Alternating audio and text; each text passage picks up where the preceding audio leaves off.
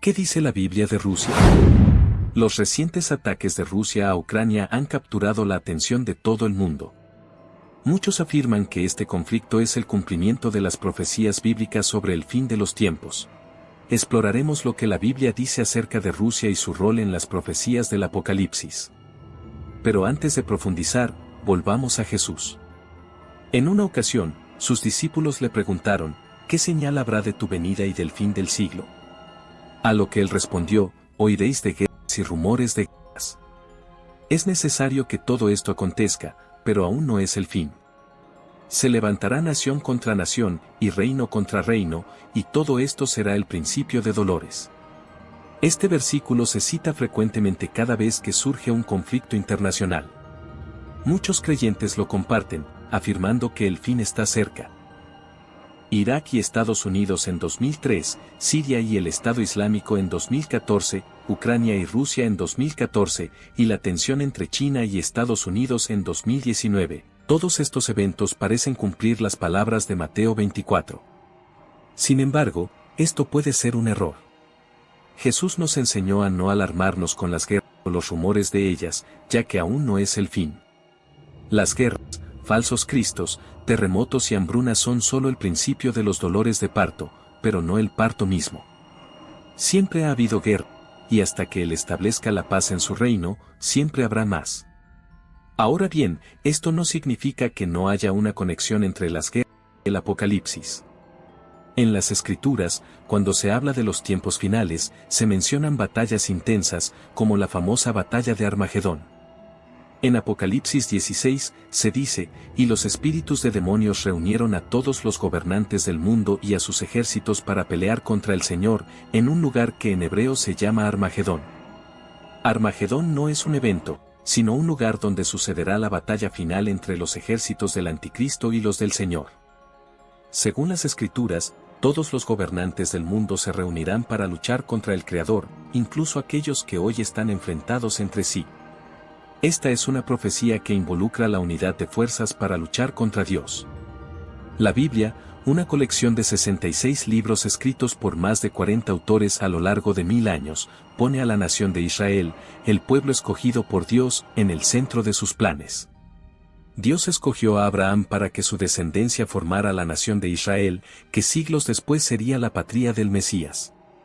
Es esencial entender que las Escrituras giran en torno a esta zona del mundo, la medialuna fértil de Oriente Medio, que aparece tanto en el Antiguo como en el Nuevo Testamento, y por supuesto, en el Apocalipsis. América y Oceanía no tienen un papel protagónico en los planes de los tiempos finales, quizás porque los autores de la Biblia no los conocían. Las naciones como Grecia, Italia, España y otras, formaban parte del Imperio Romano y eran conocidas por otros nombres en tiempos bíblicos. Es aquí donde entra el libro de Ezequiel, que relata el establecimiento de Israel y su retorno a la tierra prometida. En el capítulo 38, el profeta Ezequiel recibe un mensaje de Dios, diciendo, «Hijo de hombre, pon tu rostro contra Gog en tierra de Magog, príncipe soberano de Mesec y Tubal, y profetiza contra él».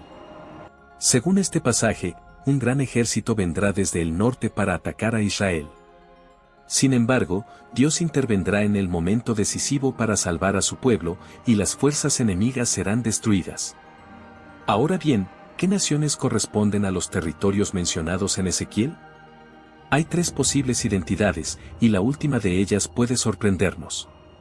En primer lugar, algunos han identificado a los países árabes con el territorio de Magog, dado que han sido enemigos históricos de la cristiandad. Desde 1948, con la refundación de Israel, numerosos conflictos entre árabes y judíos han tenido lugar, lo que hizo que algunos pensaran que los países árabes representaban a Gog y Magog. Otra alternativa es Turquía. A mediados de 2021, el presidente de Turquía criticó a Israel y sugirió una división del territorio para administrarlo entre musulmanes, cristianos y judíos, lo que llevó a algunos a identificar a Turquía con Magog. La tercera opción es Rusia. Según registros históricos, la tierra de Magog estaba habitada por los magogitas, y algunos historiadores, como Heródoto y Flavio Josefo, mencionan que los magogitas eran conocidos como los escitas, habitantes del territorio que hoy corresponde al sur de Rusia y Ucrania. Los rusos mismos han reconocido que los escitas fueron sus antepasados, lo que lleva a muchos estudiosos a pensar que Gog y Magog se refieren a Rusia. Incluso el famoso teólogo Scofield apoyó esta idea. Sin embargo, es importante no caer en la interpretación equivocada de ver a los pueblos orientales y comunistas como los villanos en las profecías bíblicas. Esta visión nació en el contexto de la Guerra Fría, cuando el mundo occidental temía una invasión comunista. Pero este enfoque no tiene base en las escrituras, sino en prejuicios de épocas pasadas. En Apocalipsis 20, se menciona que todos los gobernantes de todas las naciones se reunirán para luchar contra el Señor en Armagedón. Por lo tanto, Rusia no es mencionada directamente en la Biblia, pero Gog y Magog podrían ser una referencia, aunque no podemos saberlo con certeza. Lo más importante es entender que, mientras observamos estos eventos, hay personas sufriendo, huyendo de sus hogares y enfrentando las consecuencias de la guerra. Como creyentes, la oración es nuestra herramienta para pedirle a Dios que se haga su voluntad y que el dolor y la agonía disminuyan en lugar de crecer.